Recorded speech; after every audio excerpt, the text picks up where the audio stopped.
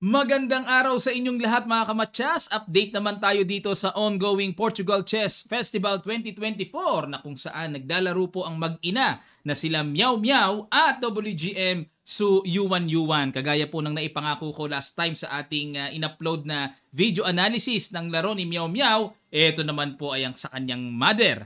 Round number 8, penultimate round, ang kaharap niya dito ay international master ng Switzerland na si Theo Stive. Ayan, sa end part ng video, papakita ko po sa inyo ang standing after round number 8.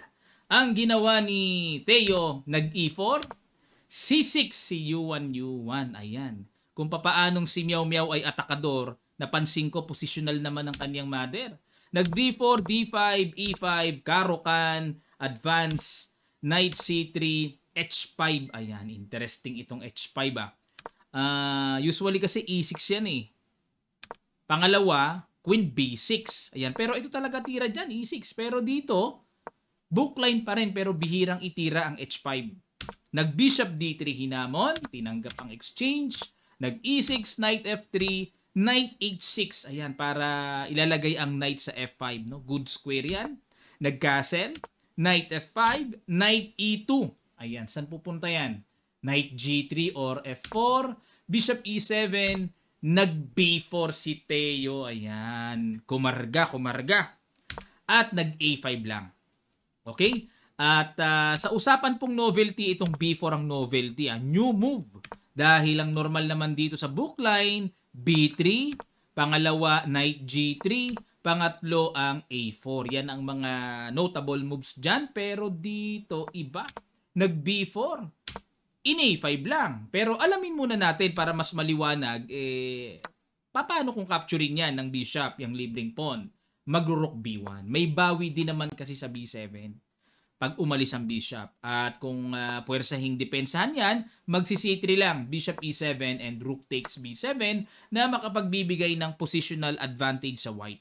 Maganda yan kasi maganda control sa B file at 7 trunk eh. O, balik tayo. Nag-A5 lang, B5. Ayun, para makapanira ng queenside pawn structure. Nag-C5 advance, kinapture, at nag-Knight D7. Ayun, may pabitin. Pupunta sa C5.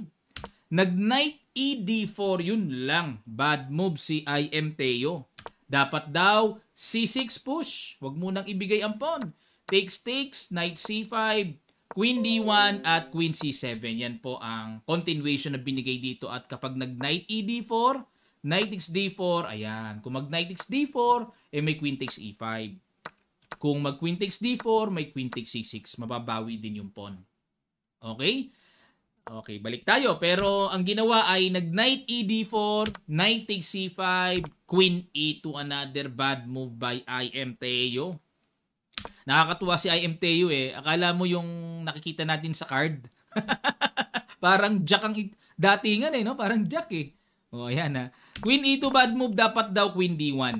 O, bakit kaya? Ano diferensya? Tingnan natin. Queen E2, Knight takes D4, Knight takes D4, at nag-Rook C8. Okay? Nag-Bishop D2. Aba, nagpapaulan ng bad moving itong si si Theo ah. Dapat daw ang tira A4. Ayan, para talagang simentado na ang pawn sa B5 na pagkatibay-tibay. Pero balik tayo sa Bishop D2, Knight E4, at nag-Rook C1. Depensa lang, pero kitang-kita ang evaluation bara. Queen C7, Knight F3. Naku po. Bishop A3. Ayun na. Parang maraming mga tirang sayang si Theo. Queen takes C2. Buong-buong nakuha yung pawn eh. Di naman makabawi kasi nakapin. Aba, ano kaya plano ng puti? Rook C1, ayun na. Isinibay na. Ano kaya yan? O, capture. At dito, syempre, napaka-obvious naman ipapasil ito. Kasi kung aalis ang queen, tagpas yung tore, di ba? Pwersado naman eh. Takes, Knight E1. Ayan. May hamon dito si IM Theo kay WGM Yuan na okay, queen ang akin, sa'yo dalawang tore. O, pero tingnan natin kung sino ang mas effective. Nag-castle, F3, Knight C3, Queen D2. Ayan, okay? Mukhang expected ni Yuan itong madodouble siya eh. Naku, paano ngayon yan? O, Dito po, i-guess nyo ang napakagandang ginawa ni Yuan Yuan. Sa ilang sandali lang, tutuloy kagad natin. Start.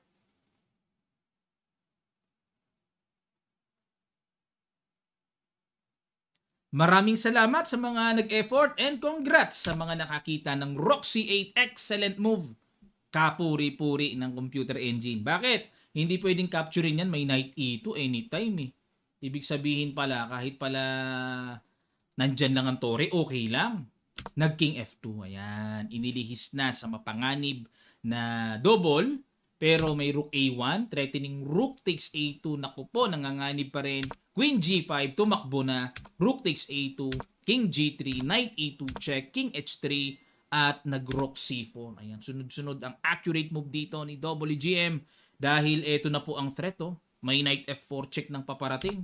Nag-G4. Ayan. Meron ba pinagkaiba? Knight F4 check.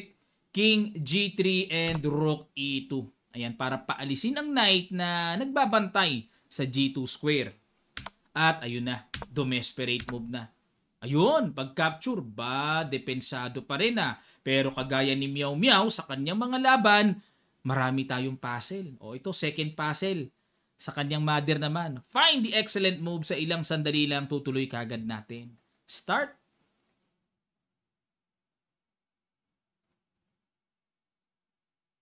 Maraming salamat po mga kamatyas. Boom! Rook takes knight.